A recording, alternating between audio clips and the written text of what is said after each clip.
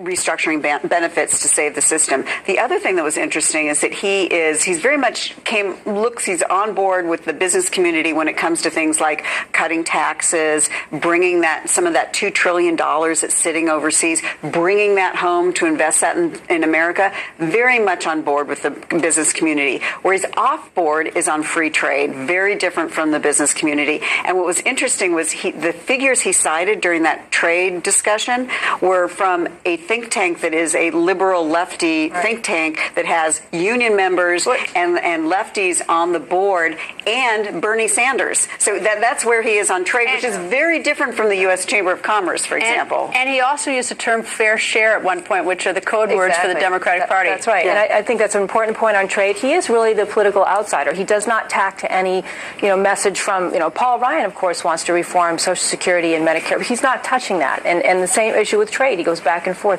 And I think that's what can make him appealing to some of these undecided independents. Well, we'll see how he does tomorrow. Each day is different. Anyway, Nina and Susan, thank you both. Thanks. This is a Fox News alert. Secretary Hillary Clinton is being sued. The parents of Sean Smith and Tyrone Woods, both killed in Benghazi, have filed a lawsuit against Secretary Clinton in U.S. District Court in District of Columbia. And the lawsuit alleges that Clinton's negligence was directly responsible for Smith's and Woods' death. This lawsuit is also going after Clinton for defamation and intentionally inflicting emotional distress. And Iran hanging a nuclear scientist. Iran says he was a spy for the United States. Was he? And in a twist, that scientist's name showed up in emails on Secretary Hillary Clinton's private server. Fox News Chief Washington correspondent James Rosen is here. James? Greta, good evening. The Islamic regime says it executed Shahram Amirir because he gave the U.S. vital information about Iran's nuclear program while he was here in the States under bizarre circumstances. Back in June 2009, Amirir disappeared during a pilgrimage to Mecca.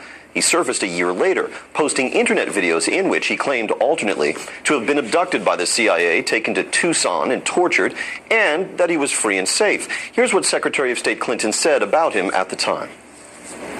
Mr. Amiri has been in the United States of his own free will, and he is free to go. He's free to go. He was free to come. These decisions are his alone to make.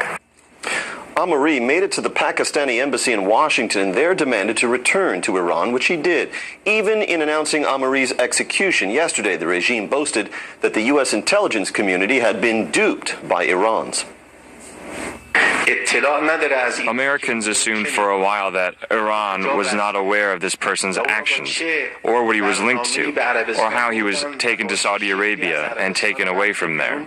They imagined that our intelligence was unaware of all that.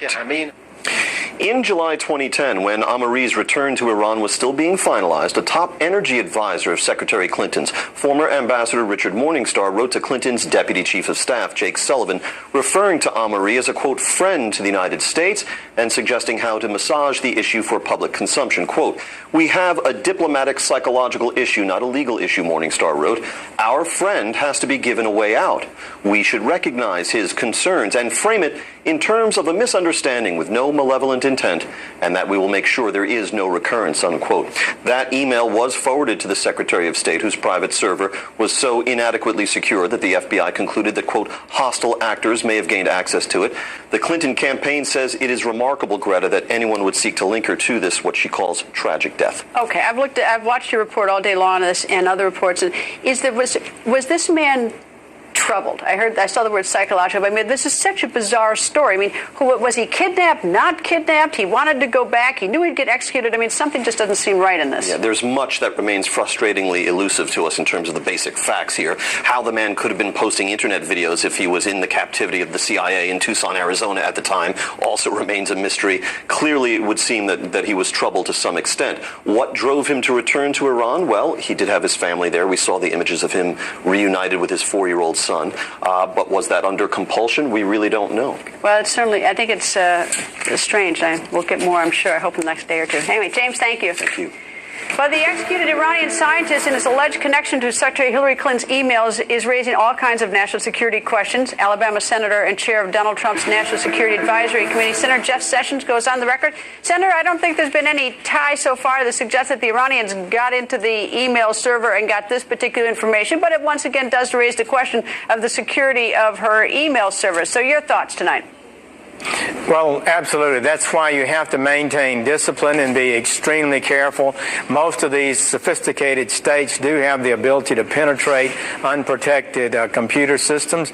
And so what you have is a situation where it's absolutely clear that they could have gotten this information, and had they gotten it, it could have led to his death because, you know, as a prosecutor for many years, this is the kind of statement, our friend, is the kind of statement that you use to convict somebody of a crime. You know, I just think we have the tip of the iceberg on this one, because why in the world would he go back? He had to know that he's going to be executed. When he went back, he was treated as some sort of hero, but that didn't last very long, and now he finds himself at the end of a rope. You know, so I mean, this is so strange. And he was kidnapped in Saudi Arabia by the CIA. I mean, do you have any more information on this? No, I don't. I suspect he was trying to come up with a story to justify some sort of desire he had, maybe family, to go back to Iran.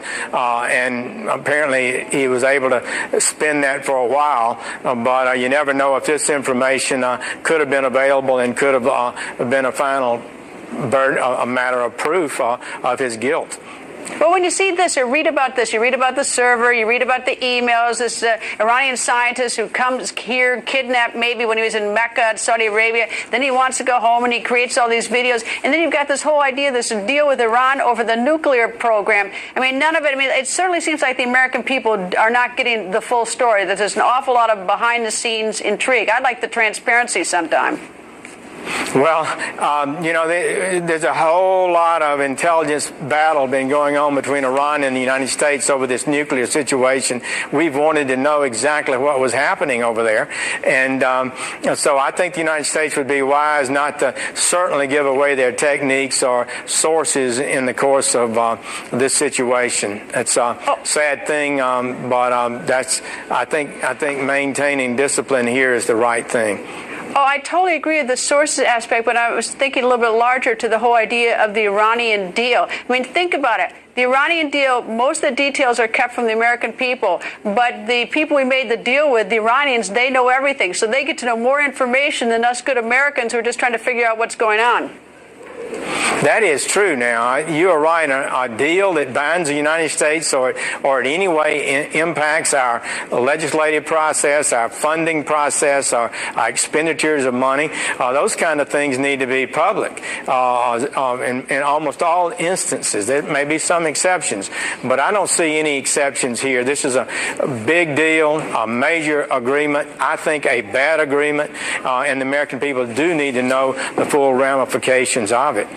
Well, I just for the life of me don't understand why our enemy can know more than I can when you know people that we think are going to double deal us. But anyway, that's just me. Anyway, Senator, thank you for joining us.